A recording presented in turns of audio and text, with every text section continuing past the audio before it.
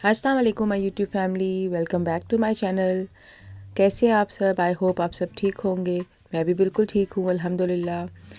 तो आज का ब्लॉग भी काफ़ी इंटरेस्टिंग है, इसलिए आपने वीडियो को बिल्कुल भी स्किप नहीं करना, वीडियो को आपने एंड तक देखना है।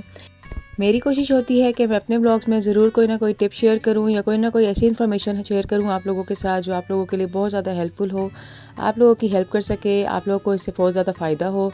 तो प्रीवियस ब्लॉग में भी मैंने आपके साथ एक बहुत ही ज़बरदस्त इन्फॉर्मेशन शेयर की थी। मैंने अपना टब रेनोवेट किया था, जो कि मैंने आप लोगों के साथ शेयर किया था। जो लोग नए घर बना रहे हैं या अपने घरों में रेनोवेशन करवाना चाहते हैं, तो ये छोटी छोटी चीज़ें होती हैं जो बहुत ज़्यादा जो है वो आपके काम आती हैं। और जब आप अपने घरों में कंस्ट्रक्शन करवा रहे हों या रेनोवेट करवा रहे हों, तो ये चीज़ें बहुत ज़्यादा हेल्पफुल होती हैं। क्योंकि सीखने का अमल तो सारी ज़िंदगी चलता है। कुछ चीज़ें आप दूसरों से सीख रहे होते हैं और कुछ दूसरे आपसे सीख रहे होते हैं। तो इसी तरह से ये प्रोसेस चलता रहता है और वैसे भी नॉलेज शेयर करने से ही बढ़ती है। तो मेरी कोशिश होती है कि जो मेरे पास नॉलेज है वो मैं अपनी यूट्यूब फैमिली के साथ ज़रूर शेयर करूं।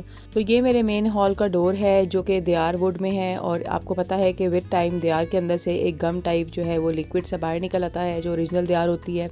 तो इसके अंदर से भी वो गम टाइप मटेरियल बाहर निकला हुआ था, आप देख सकते हैं क्लिप्स के अंदर।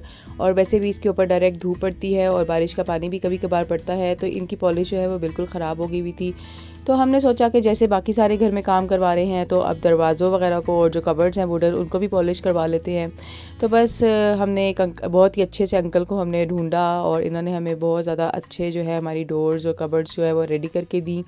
और ये बहुत ज़्यादा मेहनती अंकल थे, इन्होंने बहुत ज़्यादा मेहनत के साथ और बहुत डिटेल में हर चीज़ जो है रेडी करके दी थी। जिस तरह से हम काम एक्सपेक्ट कर रहे थे और हमें चाहिए था, बिल्कुल वैसा ही काम इन्होंने करके दिया। इन्होंने शीशे की हेल्प से पहले पूरे दरवाजे को जो है वो छील दिया, एक किस्म का कोरा कर दिया, रॉ शक्ल में ले आए। उसके बाद इन्होंने इसकी जो है वो सैंडिंग वगैरह की। और उसके बाद इन्होंने जहाँ जहाँ पे फिलिंग की ज़रूरत थी वहाँ पे फिलिंग की। और फिर उसके बाद जहाँ पे कलर टचिंग की ज़रूरत थी वहाँ पे कलर टचिंग की। और बहुत ज़्यादा डिटेल में इन्होंने काम किया था। और इनको एक डोर जो है वो तैयार करते हुए 1 वीक लग गया था, लेकिन इन्होंने बहुत ही ज़बरदस्त और बहुत अच्छा सा डोर हमें रेडी करके दिया। एंड पे इन्होंने हमें इन डोर्स के ऊपर सीलर और लेकर भी करके दिया था, जिसकी वजह से हमारे डोर जो है वो वाटरप्रूफ हो गए हैं, वाटर इनको अफेक्ट नहीं करेगा। हमने इनसे 2 कबर्ड्स और 4 डोर्स थे जिनको हमने इनसे पॉलिश करवाया था, जो कि बहुत ज़बरदस्त इन्होंने हमें रेडी करके दिए थे। और यहाँ पे मैं आपको अपने मेन डोर की फ़ाइनल शक्ल दिखा रही हूँ कि ये देखें कितना खूबसूरत इन्होंने हमें रेडी करके दिया है। ये जो ओरिजिनल है उससे भी खूबसूरत लग रहा था और हमें तो बहुत ज़्यादा पसंद आया था इनका काम। और हमें इनको एक और प्रोजेक्ट भी दे दिया है, जो मैं कमिंग ब्लॉग्स में आपके साथ शेयर करूँगी कि हमने इनको क्या नेक्स्ट प्रोजेक्ट दिया है।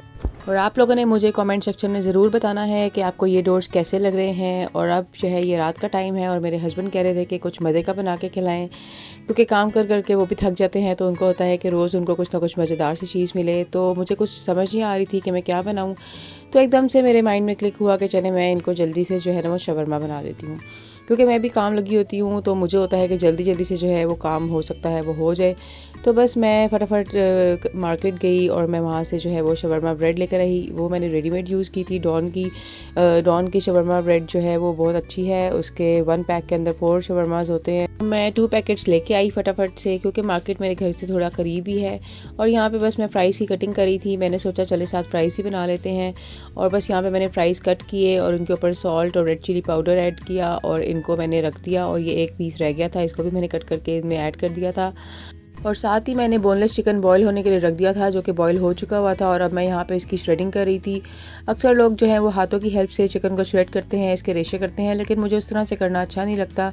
तो मैंने फोक की हेल्प से जो है वो श्रेड किया चिकन को। ये देखें मैं आपको करके दिखा रही हूँ, ये बहुत ईजी वे है, इससे बहुत जल्दी चिकन श्रेड हो जाता है और बहुत अच्छा श्रेड होता है और आपके हाथ भी जो है वो गंदे नहीं होते हैं।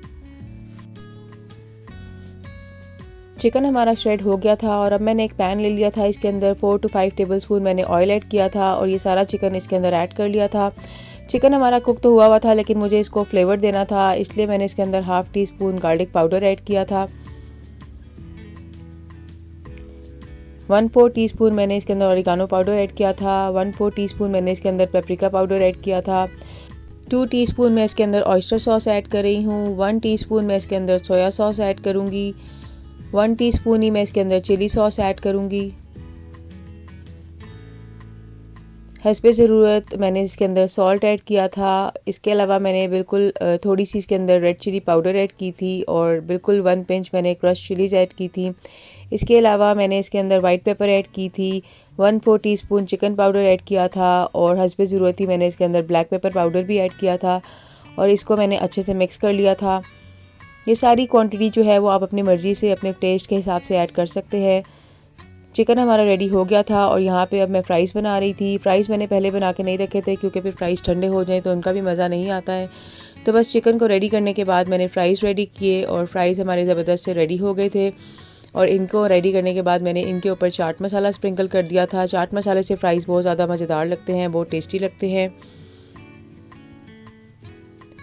अब यहाँ पे मैंने एक ग्रिल पैन ले लिया था, इसके ऊपर मैंने हल्का सा ऑयल लगाया था और शवरमा ब्रेड को टोस्ट कर लिया था। ये देखिए कितनी खूबसूरत सी इसके ऊपर जो है वो ये टोस्ट हो गई है, बहुत ज़बरदस्त सी ग्रिल हो गई है।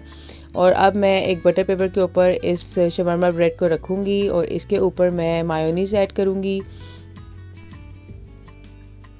मायोनीज़ ऐड करने के बाद मैंने इसके ऊपर केचप ऐड की है।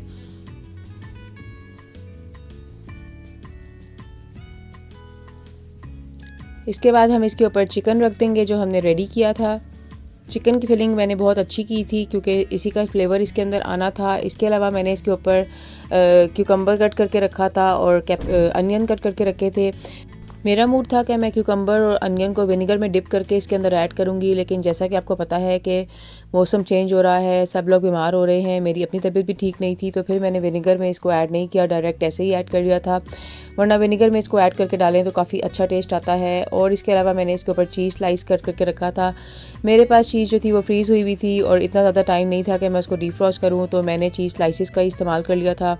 चीज़ ऐड करने के बाद मैंने इनको बटर पेपर में अच्छे से रैप कर लिया था ताकि ये ओपन ना हो। और इनको रैप करते हुए मुझे बिल्कुल ऐसी फीलिंग आ रही थी जैसे मैं किसी न्यू बॉर्न बेबी को रैपिंग शीट में रैप कर रही हूँ।